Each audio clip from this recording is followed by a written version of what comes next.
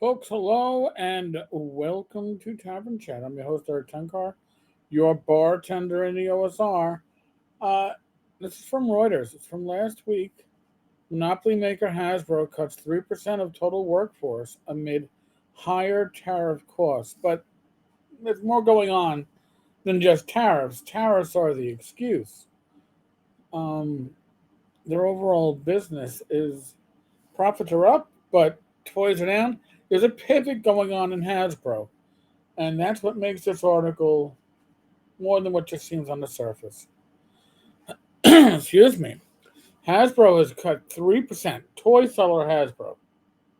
Okay, now they're focusing on Hasbro traditionally the toy market, but that's not where they're counting their chickens going forward.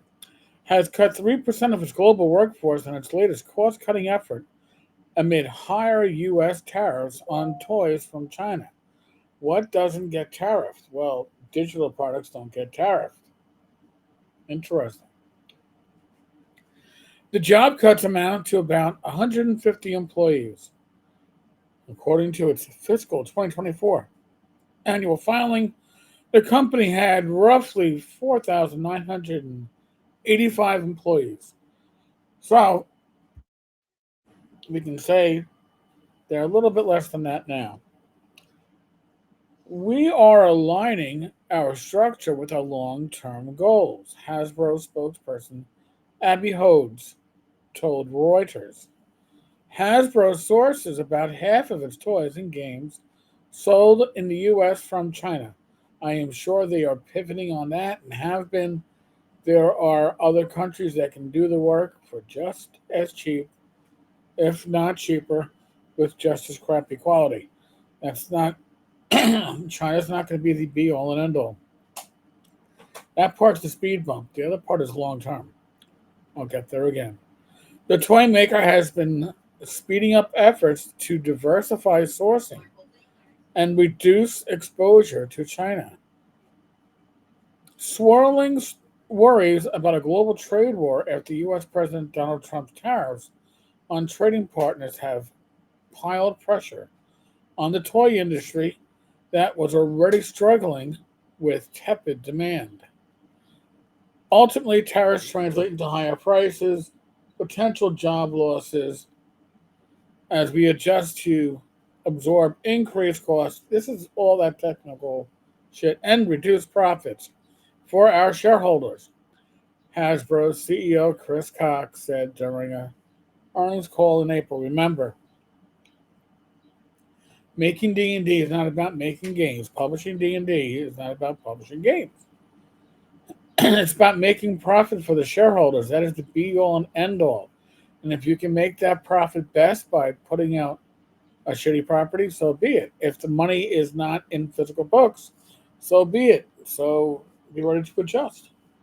The company also said it was reassessing logistic routes and manufacturing in the call. In December 2023, Hasbro said it would cut 900 jobs globally, nearly a year after saying it would reduce 5% of its workforce due to weaker sales. The Wall Street Journal first reported on the job cuts on Tuesday. The report added that the job cuts are part of a multi-year restructuring at Hasbro. The Play-Doh maker, D&D doesn't get mentioned. Actually, Magic the Gathering doesn't get mentioned.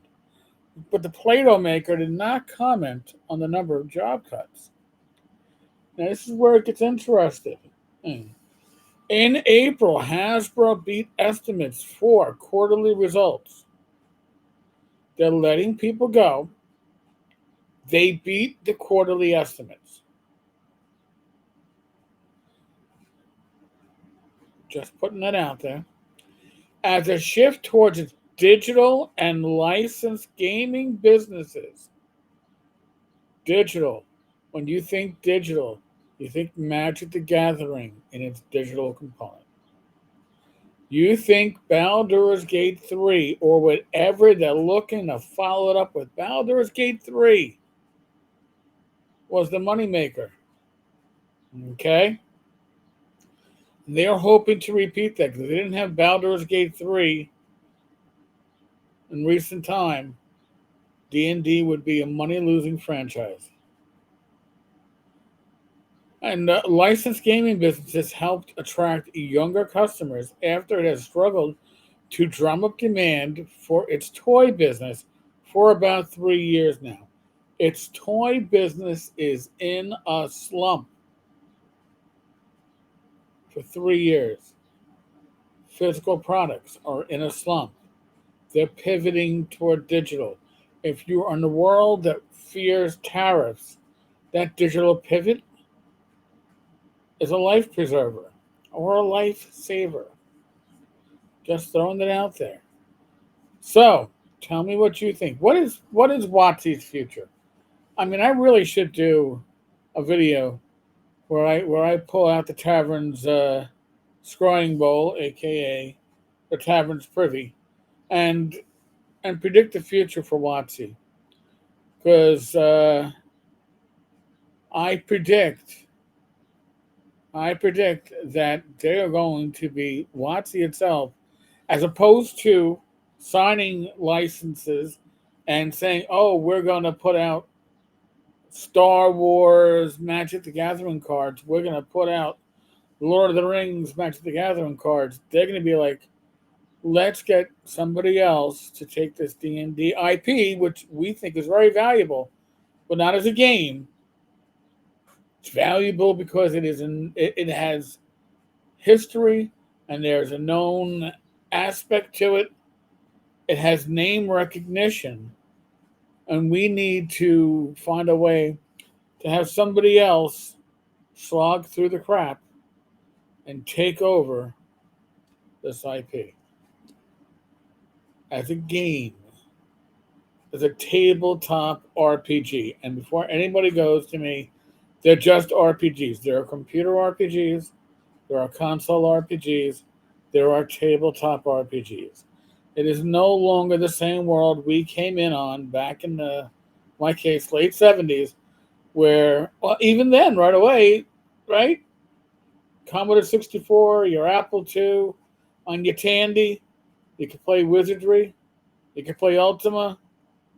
The computer games were already part of that, but now the games like Baldur's Gate 3, for some people that is all D&D is, can make that much money. Where do you think Hasbro wants to put their future? Where are they going to stake their future? So, folks, tell me what you think. Let me know. If you haven't yet, please subscribe. If you are subscribed, consider becoming a member. Seriously, for $1.99, you get videos like this a little bit earlier, and you help support this channel, and you let us know we're doing what you'd like us to do. So, other than that, be safe, be well, God bless. Roll those dice, roll them well. I'll be back again tomorrow. Oh my God, it's already time for another live stream. Wednesday night live stream, 8 p.m. Eastern.